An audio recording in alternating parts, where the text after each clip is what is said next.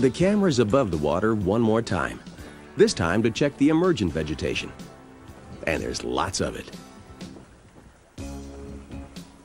Back at boat level, oops, wrong type. This is a shallow water emergent cabbage that you'll find on mudflats, which flood at high tide and show up exposed at low tide. There are some bass here on the outside edges as the tide falls. But here's what we're looking for. Water chestnut, which holds lots of bass. Water chestnut's a type of weed peculiar in this hemisphere to the Chesapeake estuary and the Hudson with its connected waterways, the Mohawk River and Lake Champlain. And yep, they're connected. It's peculiar because it's imported. Wherever you find it, it forms massive, all but impenetrable green carpets. So our first lure of choice, the weedless spoon. The weedless spoon's a broadcast bait. You use it to locate scattered fish and pinpoint and pattern where they're holding, if they're along the edge, in scattered patches or holes, or in the thick stuff back a ways. It's personal preference, but mine's a half-ounce Johnson spoon in either black or silver, and I tip it with a grub for more action at the slow retrieve speeds.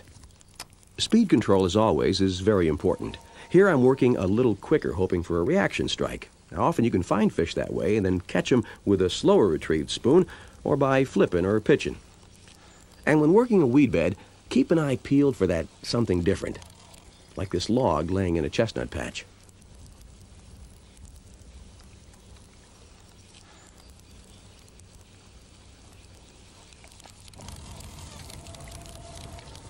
Or this piece of brush. Now watch as a small fish moves the spoon left to right. Ah, missed. So we try again.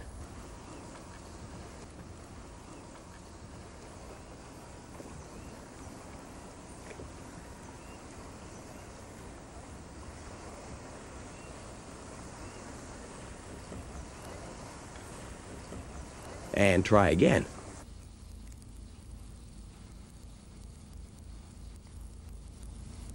And missed again. This type of fishing can give you heart palpitations. You can see how the fish tries to grab the bait here and gets a mouthful of weeds instead. You get a flying spoon. Ah, here's a point of weeds. Looks very provocative. The tide is dead low, so the bass ought to be on the edge. Let's see.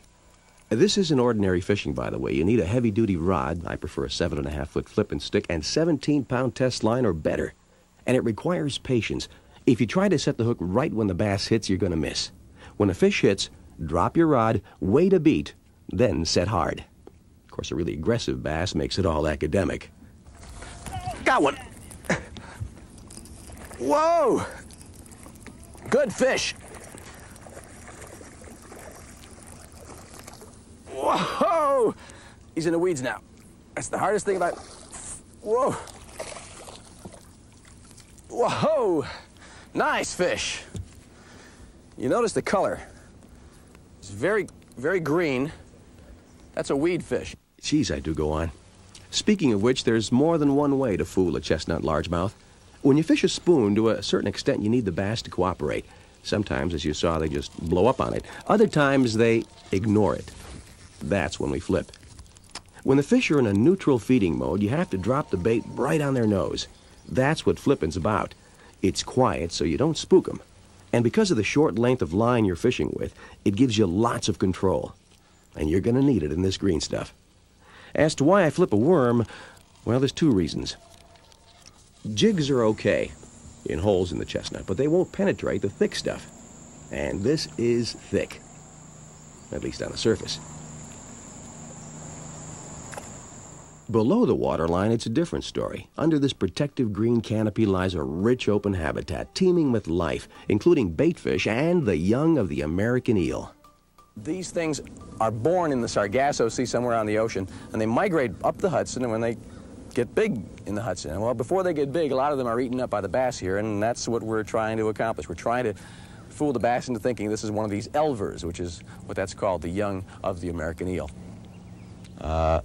What's interesting is if you're very watchful, you can actually see the motion of the bass as it pursues the worm. And the worm will drop through, for example, and suddenly there'll be a little floop, floop, floop along the surface of the chestnut. I got one. Whoa, good one. Wallowing. Whoa, you got to get him right out of there. Otherwise, they'll wrap himself up. Whoa, This is where 17-pound test line comes in real handy.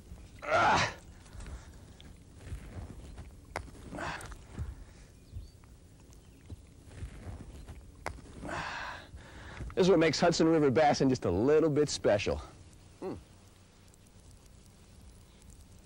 You'll find chestnut all over the Hudson River system, including the feeder creeks, with the most massive beds between West Point and Saugerties on the main river.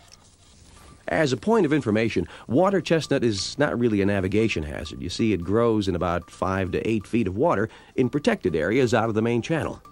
The ever-present tide, as it falls, flushes the clouds of bait out of the beds. Now, the bass will locate on the edges. They'll station themselves on points and in cuts. On a rising tide, as the current reverses, the chestnut beds act as a current break and then sanctuary for both bait and bass. As the tide continues to rise, the bait will move deeper into the beds and the bass will follow.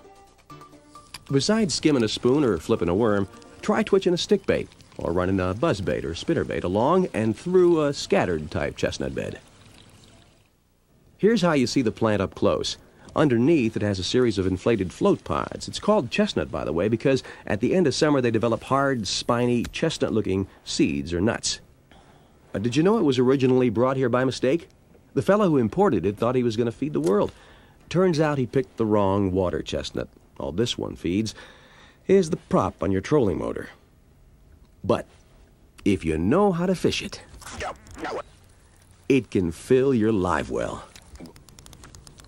Good one. Whoa! In any case, when you're bassing the Hudson, make sure that you check the chestnut.